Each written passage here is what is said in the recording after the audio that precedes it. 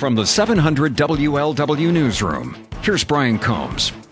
Big stories we're talking about. The big one today, court appearance this morning for the dad who was charged in the death of his 2-year-old son. Prosecutor Joe Dieters last week, when the indictment was handed down, called it one of the worst cases of abuse he's seen. This is the case where the 2-year-old was killed not long after he was returned to the custody of his biological parents after spending most of his life in the care of a foster family.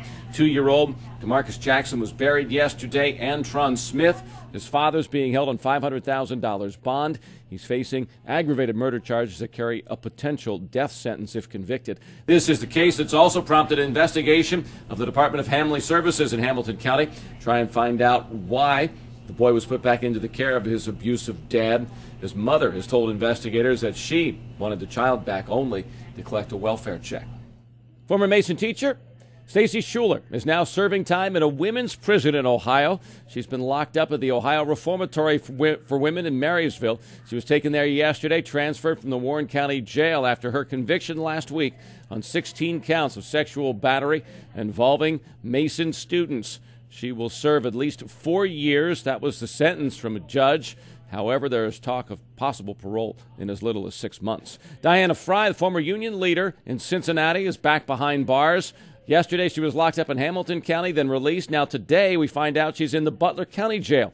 All has to do with the federal charges that she admitted to, defrauding the union of $750,000. She was free until her sentencing, which is scheduled for later this year or early next year, but now don't know exactly what's going on. Federal marshals are not releasing any details on why she's been picked back up and locked up.